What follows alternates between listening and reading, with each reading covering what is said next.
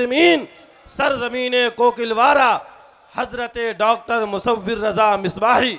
बहुत उम्दा भाई। मुस्तफ़ा रहमत ने सब्र का मुजाहरा फरमाया। आप अपना काम करते रहे, तब्दीली आ गई। इसलिए मुस्तफ़ा की सुन्नत समझकर हमको भी ऐसा ही करना है। अगर मज़ालिम आज हमारे ऊपर हो रहे हैं तो ये कोई नई बात नहीं है। ये जब से इस्लाम का आगाज़ हुआ है तब से मुसलमानों पर मज़ालिम हो रहे हैं। जब से इस्लाम शुरू हुआ है, इस्लाम ने दुनिया के सामने अपना चेहरा दिखाया, तब से दुनिया ने इस्लाम के चेहरे को देखकर इस्लाम को गालियां देना चाहा। तब हमेशा से इस्लाम को दुनिया ने बदनाम किया। मगर अगर इनकी बदनामी और इनके टेंशन में आकर हम अपना काम करना छोड़ देंगे तो आपसे मैं कहता हूं कि हमारा कदम कभी आगे नहीं बढ़ पाएगा। हमें सब्र करना चाहिए, हमें वक्त पर रिजल्ट छोड़ देना चाहिए कि वक्त आएगा, तब्दीली आएगी, बदला हम बदलेंगे, इंशाल्लाह ज़माना बदलेगा।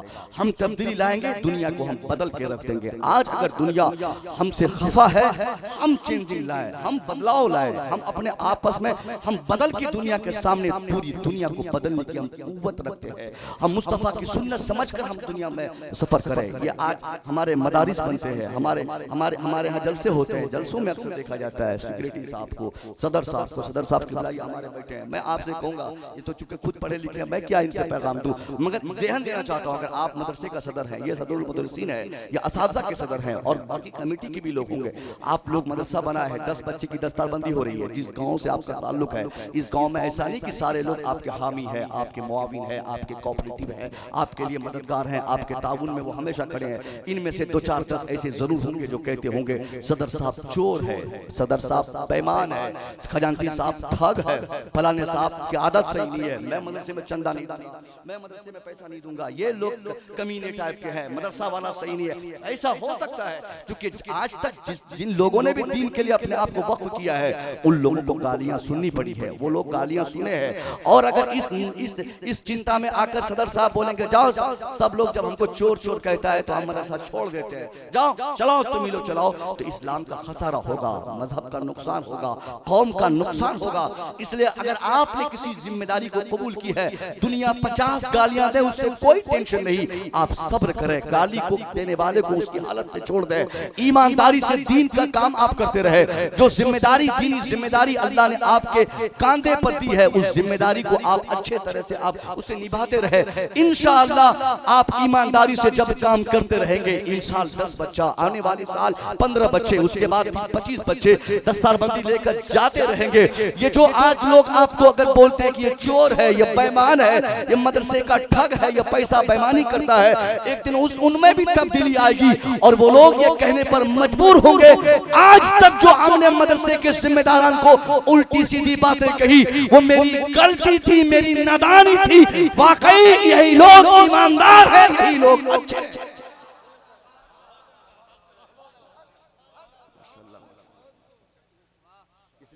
अक्सर देखा जाता है मस्जिदों में सदर साहब लोग भड़क जाते हैं, सेक्रेटरी साहब लोग गुस्से में आ जाते हैं। जुमा में हम लोग मुताला करते हैं साहब, कभी कभी जुमा पढ़ाने में आधा घंटा लेट होता है सदर साहब की लड़ाई की वजह से, सेक्रेटरी साहब के झंझट की वजह से, इधर रजिस्टर फेंकना उधर रजिस्टर फेंकना।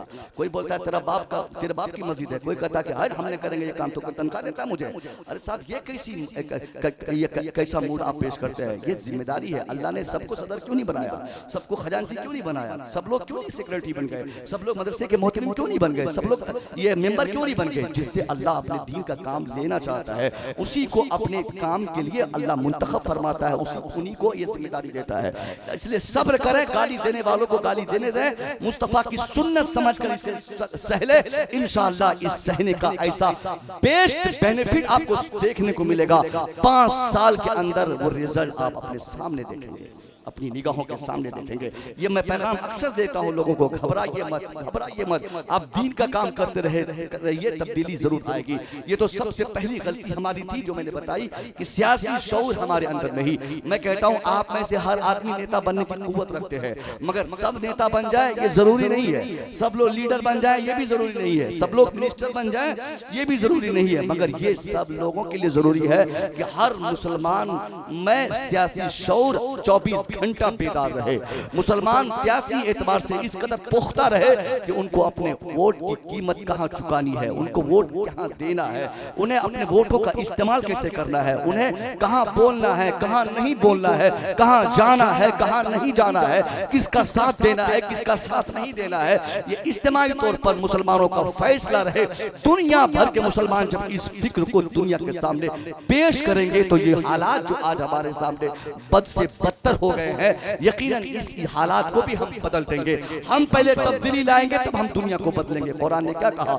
अल्लाह ने उस कौम की हालत नहीं बदली जो कौम खुद को बदलने को अपने आप को तैयार नहीं करती है, पहले हमें खतीबुल हिंद शेर रज़वियत खलीफा शेर बिहार हज़रत अल्लामा मौलाना अलहाज अज़हरुल क़ादरी साहब क़िबला की आमद मिंबर शरीफ पर हुई है। इस्तकबाल कर लें नारे तकबीर, नारे रिसालत, मसलके आला हज़रत हज़रत अल्लामा अज़हरुल क़ादरी साहब क़िबला।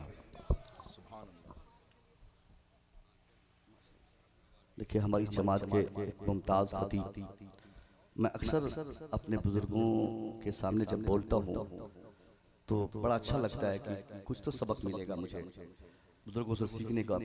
जो ये चांस हमको मिला है इसे मैं भरपूर इस्तेमाल करता हूँ और सही इस्तेमाल करता हूँ। हज़रत की बड़ी दुआएं मुझे मिलती है। यकीनन आज भी हिंदुस्तान के 10-15 अगर खतीबों की फहरिस्त बनाई जाए जिनका तसल्लुत तकरीबन 30 सालों से स्टेज पर रहा है तो उनमें से एक नाम अल्लामा अज़हरुल क़ादरी साहब का ज़रूर शामिल होगा। एक अलग हैसियत रखते हैं हज़रत। आज भी इनका मकाम वही है जो आज से 10-15 साल पहले बिहार, बंगाल, उत्तर प्रदेश के जलसों में हम देखा करते थे। यकीनन साहब इनकी तकरीर आप समाप्त करेंगे, मगर मैं जो ज़हन देने की कोशिश कर रहा हूँ उसकी तरफ आप आए और आप समझने की कोशिश करें कि हमारी कितनी कमजोरियां हैं। हमने अपनी कमजोरी पर कभी नजर नहीं दौड़ाया, हमने अपना दामन कभी झांक के नहीं देखा कि हमारे दामन में कितने दाग पड़े हैं और हम गाली देने चले फलाने को, हम बुरा कहने चले फलाने को। मैंने आज तक किसी नेता को बुरा नहीं कहा। नेता लोगों के पास इतना टाइम रहता है साहब कि आपकी तबाही चाहे, उनको तो पार्टी बदलने के लिए दिमाग लगाना पड़ता है, उनको विधायक खरीदने के लिए 24 घंटे ये क्या दिमाग लगाने पड़ते हैं। उनको तो बहुत सारा काम है, साल भर में 2-3 पार्टियां बदलनी है, इसको खरीदना है, उसको बेचना है, ये सब में उनके टाइम वेस्ट होते हैं। वो क्यों आपकी तबाही चाहेंगे, वो क्यों आपकी बर्बादी चाहेंगे, वो आपके चक्कर में क्यों पड़े रहेंगे। आपकी हालत जो खराब है ये आपकी वजह से खराब है। ये सबसे बड़ी कमजोरी कि हम न सियासी एतबार से दुनिया के सामने मजबूत है, न हम दुनिया के सामने अपने को मुत्तहिद करके अपनी ताकत का कभी हमने दुनिया को एहसास दिलाया है। आज कितने ऐसे हमारे अफराद जेलों की सलाखों में बंद है जिनको छुड़ाने की तहरीक भी हमारे पास नहीं, जिनको छुड़ाने के लिए हमारे पास एक वकील तक हमने हायर नहीं किया, जिनको छुड़ाने के लिए उनके हक में वकालत के लिए हमारे पास कोई फर्द तक तैयार नहीं हुआ। हमारी कोई जमात ऐसी नहीं है, हमारे पास तंजीमें है बनी हुई मगर गरीब नवाज के नाम पे बनी है। और मकसद क्या है कि हम गरीब नवाज के नाम पर 25 डेग चढ़ाएंगे। हमने सरकार आला हजरत के नाम पे तहरीक चलाई है मगर हमारी तहरीक का मकसद क्या है कि आला हजरत के उर्स के मौके से मुसव्विर रजा को तकरीर के लिए हम बुलाएंगे, शहनवाज हसन को नात खानी के लिए बुलाएंगे, शाकिर नूरी साहब को हम नात खानी के लिए बुलाएंगे और साहब एहसान शाकिर को बुलाकर नात खानी उनसे सुनेंगे। ये सारी तहरीकें हमारी जमात में, मगर एक भी तहरीक ये नहीं कि हमारी जमात में जो कमजोरियां हैं उस कमजोरी को दूर करने के लिए हम इज्तिमाई तौर मुश्तरका तौर पर मेहनत करेंगे। हम सपोर्ट करके अपनी जमात के लोग जो जेलों में बंद है, जो मजलूम है, जिनकी कोई गलती नहीं, जिनका कोई कसूर तक नहीं, आज 10-10 सालों से हमारे उलमा को बंद कर रखा गया है। हमारे पास ताकत नहीं, हमारी जबान में कुव्वत नहीं, हमारे पास अफराद नहीं, हमारे पास पैसे नहीं, सियासी शऊर हमारे ऐसे नहीं जो हम अपने अफराद को छुड़ा सके। कौन गुनाह, किनके सर पे ये गुनाह जाएंगे? ये सब मुसलमानों के सर पे। तो आज हम मस्त हैं बिरयानी के चक्कर में, हम अपने समाज को बनाने के चक्कर में, अपना घर बनाने के चक्कर में। मैं कहना चाहूंगा इसके लिए हमें बुनियादी तौर पे काम करना होगा। हमें अपने बच्चों को सबसे पहले पढ़ाना होगा। अब तक जितनी तकरीरें मैंने अपनी आरामगाह से सुनी, चाहे अल्लामा कमरुज़्ज़मान साहब की तकरीर हो, उनसे पहले वाले खतीब की तकरीर हो, उनमें से सभी लोगों ने ये इशारतन यही एजुकेशन के बात की। मैं कहना चाहूंगा एजुकेशन के डेवलप में भी आज हमें काम करना है। हमने जो दुनिया को आज से 500 साल पहले सिखाया था और आज हम खुद जाहिल बन के दुनिया के सामने अपनी पेशानी रगड़ के उनसे अपना हक मांगते हैं। हमारे आलिम बता कर दुनिया को थक गए कि इस कुरान में साइंस है। अभी हजरत ने भी बताया कि कुरान में फिजिक्स है, कुरान में बायोलॉजी है, कुरान से मैं जोलॉजी है, कुरान से मैं इतिहास है, कुरान से मैं सियासत है, कुरान से मैं हिस्ट्री है, कुरान से मैं तमाम उलूम शामिल है। मगर मैं पूछता हूँ क्या आज हमारा कोई एक बेटा हाफिज कुरान, वो कुरान पढ़कर क्या कुरान की किसी आयत से वो साइंस साबित कर सकता है? नहीं कर सकता है। हमारी जमात का कोई मौलवी जो चाहे मुसव्विर रजा हो या दूसरे हो, हम उस तरीके से काम नहीं कर पाएंगे जो कुरान हमसे मुतालबा कर रहा है। हमने कुरान की आयतों को तो याद किया, कुरान की आयतों पे न तो हमारा अमल हो सका, न तो कुरान की आयतों के हकायक को हम दुनिया के सामने ला सके। ये जो 10-15 बच्चों की दस्तारबंदी है, और इन 10 बच्चों के कोई यहाँ वालिद साहब होंगे, कोई दादा होंगे, कोई भाई साहब होंगे, कोई चाचा होंगे, रिश्तेदार होंगे, उन सबको मैं कहना चाहूंगा आपके 10 बच्चे इस मदरसे से पढ़ के हाफिज कुरान बन गए। इसका मतलब ये नहीं कि आपका बेटा फुल फ्लेजर कामयाब हो गया, आपका बेटा 100% कामयाब हो गया। नहीं, किसी की उम्र 15 साल, किसी की 17 साल, किसी की 20 साल है, अभी ये कामयाब नहीं हुआ है, बल्कि कामयाब होने की कोशिश में ये लगे हुए हैं, कामयाब होने ये जा रहे हैं, ये कामयाब होने का इरादा ये कर रहे हैं। अब आपको करना क्या है? अगर आप चाहते हैं कि वाकई आपके जरिए इस्लाम का कुछ काम हो जाए, कुछ बेहतर हो जाए, तो इसके लिए जो बच्चा आपका आज हाफिज कुरान बना है, जो जिन बच्चों के सर पे आज दस्तारबंदी के कपड़े बनते आप देखेंगे, जिनको सनद दी जाएगी, दस्तारबंदी के बाद जिनको सनद से नवाजा जाएगा, इन बच्चों से आप ये तवक्को मत कीजिएगा कि तरावीह पढ़ाकर 25,000 बेटे से कमा लूंगा, कहीं जाकर 15,000 में इमामत करेगा, उसके बाद बेटे तनख्वाह देंगे, मुझे मेरा घर चलेगा। साहब, इमामत करना, नमाज पढ़ाना, तरावीह पढ़ाना, ये हमारा साइड काम है, ये तो हमारा मजहबी फरीजा है। इसको अपना हम पेशा नहीं समझते हैं, इसको हम अपना काम नहीं समझते हैं। हमारा मेन काम ये है कि जो बच्चे हमारे हाफिज कुरान आज बने हैं,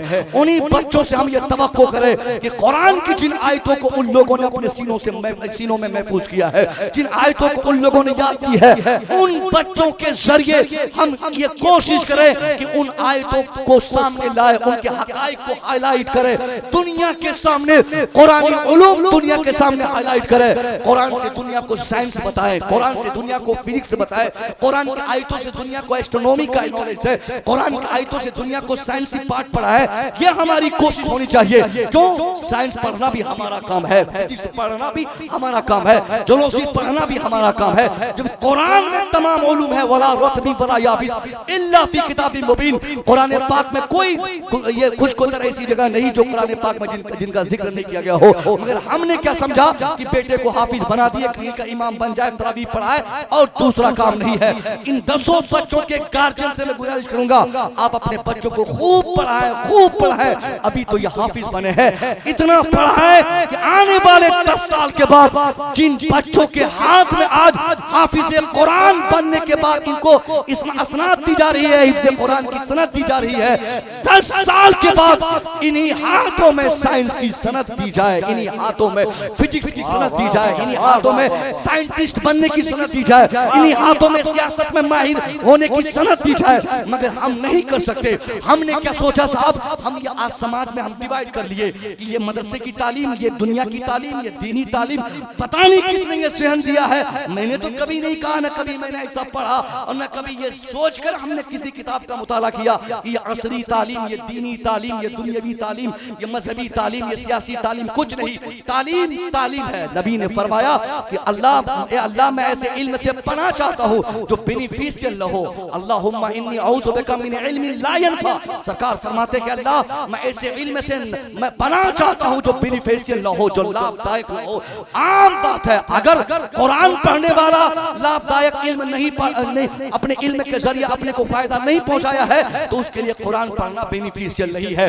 पूरी जिंदगी अरबी पढ़ता रहे, पूरी जिंदगी कुरान पढ़ता रहे, और कुरान पढ़ने का मकसद ये हो कि मैं मुस्तफा की जात तलाश करूंगा कि किस आयत से इल्म गैब से इनकार का समझ में आ रहा है, किस आयत से ये समझ में आ रहा है, किस आयत से वो समझ में आ रहा है। इस इरादे से अगर कोई अरबी पढ़ रहा है, कुरान पढ़ रहा है, हदीस पढ़ रहा है, तो अरबी पढ़ना भी उसके लिए हराम है, हराम है, हराम है। और अगर कोई लड़का अंग्रेजी पढ़ता है, कोई लड़का साइंस पढ़ता है, कोई बेटा फिजिक्स पढ़ता है, कोई केमिस्ट्री पढ़ता है, कोई जोलॉजी पढ़ता है, कोई बॉटनी पढ़ता है, और इन उलूम को ग्रहण करने का मकसद यह है कि मैं साइंस पढ़ूंगा, और साइंस पढ़ के साइंस के जरिए जो साइंस पढ़ने के बाद जो अल्लाह की बेपनाह कुदरतें छुपी हुई है उनको हाईलाइट करके दुनिया के सामने अल्लाह की कुदरत को रोशनास करूंगा। इस इरादे से साइंस, फिजिक्स, बायोलॉजी पढ़ने वाला यकीनन सवाब का हकदार होगा, यकीनन उसे सवाब मिलेगा ही मिलेगा। मगर मैं क्या कहना चाहता हूँ, हमने बांट लिया, हमने कहा कि मुल्ला बनना, मुझे बच्चों को नहीं बनाना है, बेटों को इंजीनियर बनाना है, बेटों को सिर्फ डॉक्टर बनाना है, बेटों को सिर्फ प्रोफेसर बनाना है। क्यों मदरसे में हज़रत पढ़ाएंगे, क्यों मेरा बेटा आलिम बनेगा, क्यों मेरा बेटा हाफिज बनेगा? बेटा आलिम बनेगा, 10,000 कमाएगा, उसके बाद उनकी बेटे की जिंदगी तबाह होती जाएगी। कोई अक्लमंद मेरे बेटे को अपना दामाद नहीं बनाना चाहेगा। कौन ये 10,000 कमाने वाले को दामाद बनाएगा, मुसीबत मोल लेगा। इसलिए आदमी चाहता है कि मैं जल्दी से तरक्की करूं, इसलिए हम मेरा बेटा हाफिज नहीं बन के मेरा बेटा डॉक्टर बने। मैं कहना चाहूंगा, मैं आपसे नहीं कहना, ये नहीं कहता हूं कि आप अपने बेटे को हाफिज बना ही दीजिए। हाफिज बनना ये किस्मत पर है। जिनकी किस्मत है वो आज बन रहे हैं, जिनकी किस्मत है वो लोग बन चुके हैं। कारी बनना, आलिम बनना जिनकी किस्मत में था वो लोग बन चुके हैं। अल्लाह जिन पर भलाई करना चाहता है उसे कुछ डॉक्टर इंजीनियर नहीं बल्कि आलिम दीन बनाता है, उनको दीन का फकीह बनाता है, दीन की समझ अता फरमाता है। ये तो कुरान पाक के जरिए हमने सीखा है। मगर मैं क्या कहना चाहता हूं कि हमने अपने समाज को डिवाइड कर दिया, अलग कर दिया। ये मौलवियों की जमात, ये इंजीनियरों की जमात, ये डॉक्टरों की जमात, ये मुल्लाओं की जमात, ये कारियों की जमात, ये फलाने की जमात, ये फलाने का डिपार्टमेंट। मैं कहूंगा कि सिर्फ 4%, सुनिए गौर से, सिर्फ 4% बच्चे हैं जो मौलवी हैं पूरे हिंदुस्तान में। सज्जर कमेटी की रिपोर्ट आई थी 5 साल पहले, 4.5 या 4% लोगों ने बताया कि मुसलमानों के बच्चे सिर्फ मदरसे में पढ़ते हैं। यही 4.5% बच्चों में कोई महबूब गौहर इस्लामपुरी बनता है, कोई साहब